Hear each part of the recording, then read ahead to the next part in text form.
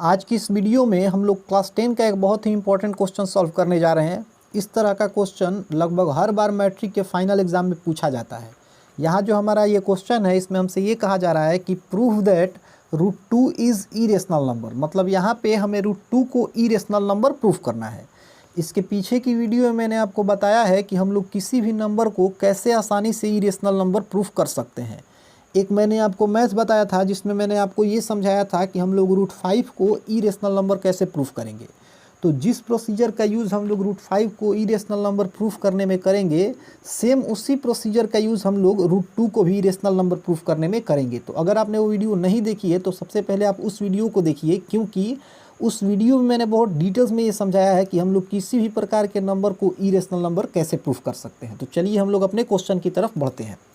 इस क्वेश्चन में हमसे ये कहा जा रहा है कि proof that √2 is irrational number. मतलब हमें √2 को इरेशनल नंबर प्रूफ करना है।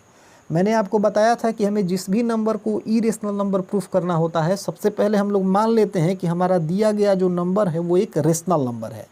तो यहाँ हमें √2 को इरेशनल प्रूफ करना है, तो सबसे पहले हम लोग ये मान लेंगे कि जो √2 है ये एक रेशनल नंबर है। तो यहाँ हम लोग लिखेंगे कि let √2 is rational number. √2 is rational number. अब आप सब जानते हैं कि किसी भी रेशनल नंबर को हम लोग p/q के फॉर्म में एक्सप्रेस कर सकते हैं जहां q 0 नहीं होना चाहिए। तो यहाँ हमने √2 को रेशनल नंबर माना है, तो √2 को हम लोग p/q के फॉर्म में एक्सप्रेस कर सकते हैं। तो यहाँ हम लोग लिखेंगे √2 इक्वल्स टू p/q, और यहाँ हम लोग साइड में लिखेंगे where p and q are co-prime integers and q not equals to 0। अब यहाँ जो मैंने ये स्टेटमेंट लिखा है, इस स्टेटमेंट का मतलब क्या है पहले मैं आपको ये समझा देता हूँ। यहाँ मैंने लिखा है q नॉट इक्वल्स टू 0। देखिए, आपको एक बात माइंड में रखना है कि आप जब भी किसी रेशनल नंबर को p/q के फॉर्म में लिख रहे हैं तो ध्यान रखिएगा कि उसमें जो q है वो कभी भी 0 नहीं होना चाहिए। इसीलिए मैंने यहाँ लिखा है q नॉट इक्वल्स टू 0।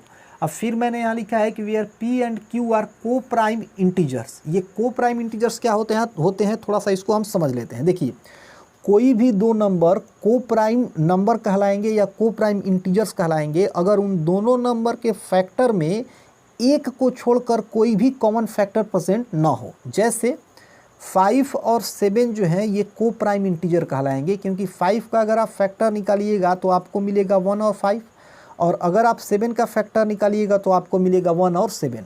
अब 5 और 7 के फैक्टर में 1 को छोड़कर कोई ऐसा नंबर नहीं है जो 5 के भी फैक्टर में हो और 7 के भी फैक्टर में हो। तो इसका मतलब 5 और 7 जो है ये को-प्राइम इंटीजर कहलाएंगे या फिर को-प्राइम नंबर कहलाएंगे। अब √2 के नीचे मैं यहाँ 1 लगा दूंगा और इसके बाद मैं क्रॉस मल्टीप्लिकेशन करूँगा। तो अगर √2 को q से मल्टीप्लाई किया जाएगा तो हमें मिलेगा √2q। p को अगर 1 से मल्टीप्लाई किया जाएगा तो हमें मिलेगा p। अब देखिए, यहाँ हमारे पास है √2q बराबर p। अब यहाँ 2 से इस रूट को हमें किसी तरीके से हटाना है। ध्यान रखिएगा कि जब भी आपको किसी नंबर से रूट को हटाना हो तो सबसे पहले आप उस नंबर का स्क्वायर कर दीजिए, रूट अपने आप हट जाएगा। जैसे मान लीजिए आपके पास है √7 और यहाँ से हमें इस रूट को हटाना है, तो हम क्या करेंगे, √7 का स्क्वायर कर देंगे। इससे होगा क्या कि ये जो स्क्वायर है इस रूट को ख़त्म कर देगा और हमें मिल जाएगा 7। तो यहाँ हम क्या करेंगे, 2 से रूट को हटाने के लिए हम लोग इस पूरे नंबर का स्क्वायर करेंगे। लेकिन दिक्कत ये है कि ये जो पूरा नंबर है ये p के इक्वल है, तो अगर हम इधर स्क्वायर करेंगे तो हमें इधर भी स्क्वायर करना पड़ेगा। तो हम लोग दोनों तरफ स्क्वायर कर देंगे। तो यहाँ हम लोग लिखेंगे taking both side square, taking both sides square, हम लोग दोनों तरफ स्क्वायर कर देंगे। तो यहाँ हमारे पास है √2q, तो यहाँ हम लोग लिखेंगे √2q का होल स्क्वायर इक्वल्स टू, यहाँ हमारे पास है p, तो हम लोग यहाँ लिखेंगे p का स्क्वायर। अब देखिए, √2 के स्क्वायर को सॉल्व करेंगे तो हमें मिलेगा 2, और q के स्क्वायर को सॉल्व करेंगे तो हमें मिलेगा q स्क्वायर इक्वल्स टू, इधर हमें मिल जाएगा p स्क्वायर, और इससे हम लोग इक्वेशन 1 का नाम दे देंगे। अब देखिए, यहाँ से आगे बढ़ने से पहले हमें कुछ छोटे मोटे कॉन्सेप्ट को समझ लेना आवश्यक है। क्या है ये कॉन्सेप्ट, मैं आपको समझा रहा हूँ। जैसे मान लीजिए आपके पास है 5x² इक्वल्स टू 13। अब देखिए ये जो 5x² है इसके दो फैक्टर हैं, इसका एक फैक्टर 5 है और इसका एक फैक्टर x² है। अब 5x² तो 13 के इक्वल है, तो 13 के भी दो फैक्टर होंगे, इसका एक फैक्टर होगा 5 और एक फैक्टर होगा x²। अब आप यहाँ चले आइए, देखिए यहाँ हमारे पास है 2q² इक्वल्स टू p²। तो ये जो 2q² है इसके दो फैक्टर होंगे, इसका एक फैक्टर होगा 2 और एक फैक्टर होगा q²। अब 2q² तो p² के इक्वल है, इसका मतलब p² के भी दो फैक्टर होंगे, p² का एक फैक्टर होगा 2 और एक फैक्टर होगा q²। तो यहाँ हम ये कह सकते हैं कि ये जो 2 है ये p² का एक फैक्टर है। अब इसी चीज़ को हम लोग यहाँ लिखेंगे, 2 is a factor of p²। अब देखिए अगर 2p² का फैक्टर है तो ये चीज़ फिक्स्ड है कि ये जो 2 है ये p का भी फैक्टर होगा। कैसे 2p का फैक्टर होगा मैं आपको कुछ देर में बताऊंगा, पहले मैं इसे लिख लेता हूँ। तो मैंने यहाँ लिखा कि 2 is factor of p², so 2 will be also factor of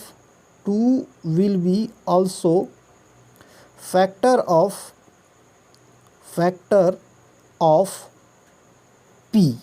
अब देखिए यहाँ मैंने लिखा कि 2 is a factor of p², so 2 will be also factor of p। ये कैसे होगा मैं आपको एक एग्जांपल से समझा दे रहा हूँ। जैसे मान लीजिए कि 2 जो है ये 8² का एक फैक्टर है, तो ये चीज़ फिक्स्ड है कि ये जो 2 है ये 8 का भी फैक्टर होगा, ये जो 2 है ये 8 का भी फैक्टर होगा। आप अपने से भी समझ सकते हैं, देखिए 2 8² का फैक्टर है, 8² मतलब 64। तो अगर 2 64 का फैक्टर है तो ये चीज़ तो फिक्स्ड होगा ना कि ये जो 2 है ये 8 का भी क्या होगा, फैक्टर होगा। मतलब यहाँ पे मैं आपको ये समझाना चाहता हूँ कि अगर a x² का फैक्टर है तो ये चीज़ फिक्स्ड है कि ये जो a है ये x का भी फैक्टर होगा। तो ये चीज़ आपको समझ में आ गया। अब देखिए इसके बाद मैं लिखूँगा late p equals to 2k। अब देखिए यहाँ जो मैंने ये इक्वेशन लिखा और यहाँ जो मैंने ये स्टेटमेंट लिखा, इन दोनों का मतलब एक ही है। अब आप ये कहिएगा कि आखिर इन दोनों का मतलब एक ही कैसे होगा, तो मैं आपको इसे समझा देता हूँ। देखिए यहाँ हमारे पास है p इक्वल्स टू 2k। देखिए यहाँ पे ये जो हमारा 2k है, इस 2k के दो फैक्टर हैं, इसका एक फैक्टर है 2 और इसका दूसरा फैक्टर है k। अब ये जो 2k है ये p के बराबर है, तो इस p के भी दो फैक्टर होंगे, इस p का एक फैक्टर होगा 2 और इस p का दूसरा फैक्टर होगा k। तो हम लोग ये कह सकते हैं कि 2 जो है ये p का एक फैक्टर है, और इसी चीज़ को तो हमने यहाँ लिखा है कि 2 will be also factor of p। तो ये चीज़ आपको समझ में आ गया। अब इसके बाद हम क्या करेंगे, इसके बाद फिर हम लोग दोनों साइड स्क्वायर करेंगे। तो पहले हम लोग p का स्क्वायर करेंगे, तो हमें मिलेगा यहाँ p² इक्वल्स टू 2k का स्क्वायर करेंगे, तो हम लोग यहाँ लिख देंगे 2k का होल स्क्वायर। अब p² को अगर हम सॉल्व करेंगे तो हमें मिलेगा p², यहाँ 2 2 जा 4 और k का स्क्वायर करेंगे तो हमें मिलेगा k²। अब यहाँ इसके बाद मैं लिखूँगा फ्रॉम इक्वेशन 1।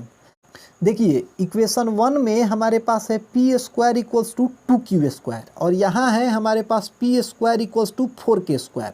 तो मैं क्या करूँगा कि p² का ये जो वैल्यू है 2q², इसको मैं यहाँ p² के जगह पे रख दूँगा। तो यहाँ हमारे पास है p², तो इस p² के जगह पे मैं रख दूँगा 2q²। तो यहाँ मैं लिखूँगा 2q², यहाँ इक्वल्स टू है तो मैं यहाँ इक्वल्स टू दूंगा, और यहाँ है 4k² तो मैं यहाँ लिख दूंगा 4k²। अब देखिए ये जो 2 है इस 2 को 2 टाइम्स में डिवाइड कर देगा, 2 टाइम्स में कटा देगा, तो यहाँ से हमें मिला q² इक्वल्स टू 2k²। अब देखिए ये जो हमारा यहाँ पे 2k² है, इस 2k² के दो फैक्टर हैं, इसका एक फैक्टर है 2 और एक फैक्टर है k²। 2k² तो q² के बराबर है, तो q² के भी दो फैक्टर होंगे, इसका एक फैक्टर होगा 2 और एक फैक्टर होगा k²। तो हम लोग ये कह सकते हैं कि 2 जो है ये q² का क्या है, फैक्टर है। तो यहाँ हम लोग लिखेंगे कि 2 is a factor of q²। तो अगर 2q² का फैक्टर है तो ये चीज़ फिक्स्ड है कि ये जो 2 है ये q का भी क्या होगा, फैक्टर होगा। तो हम लोग यहाँ लिखेंगे सो 2 will be also factor of q। अब देखिए आप इस स्टेटमेंट को मिलाइए और इस स्टेटमेंट को मिलाइए, इन दोनों स्टेटमेंट से आपको यहाँ कुछ कंक्लूज़न मिलेगा। ये जो हमारा स्टेटमेंट है इसमें मैंने लिखा है कि 2 जो है ये p का फैक्टर है, और इस स्टेटमेंट में मैंने लिखा है कि 2 जो है वो q का फैक्टर है। इसका मतलब ये है कि 2 जो है वो p और q दोनों का फैक्टर है, या हम ये भी कह सकते हैं कि 2 जो है ये p और q दोनों का कॉमन फैक्टर है। अब आप यहाँ पे ऊपर चले आइए, देखिए यहाँ हम लोगों ने लिखा है कि p और q जो है ये को प्राइम है, मतलब p और q के बीच में एक को छोड़कर कोई भी कॉमन फैक्टर नहीं है। और अभी हमने ये प्रूफ कर दिया कि 2 जो है ये p और q का एक कॉमन फैक्टर है। तो इसका मतलब ये है कि अगर 2p और q का कॉमन फैक्टर हो जाएगा तो ये p और q जो है ये को प्राइम नहीं होंगे, अर्थात यहाँ जो हमने स्टेटमेंट लिखा है कि p और q जो है ये को प्राइम है, ये गलत है। तो अगर ये हमारा स्टेटमेंट गलत है तो हमारा ये भी स्टेटमेंट गलत हो जाएगा कि √2 जो है ये एक रेशनल नंबर है। तो 2 अगर रेशनल नंबर नहीं है तो 2 क्या हो जाएगा, 2 एक इरेशनल नंबर हो जाएगा। अब इसी चीज़ को हम लोग नीचे लिख देंगे। तो हम लोग यहाँ नीचे लिखेंगे, यहाँ पे हम लोग लिखेंगे we conclude that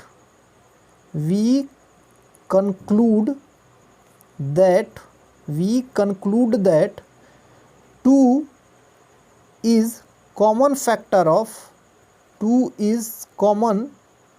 factor of p and q. So p and q are not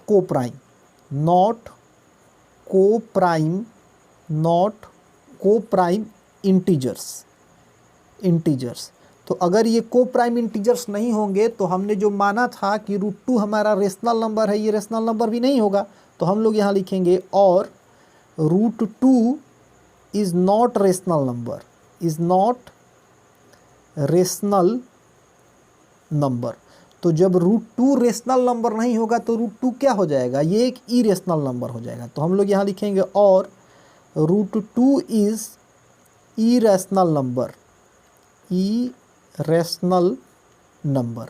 और इसी चीज़ को हमें प्रूफ भी करना था। यहाँ हमें प्रूफ करना था कि √2 जो हमारा है ये एक इरेशनल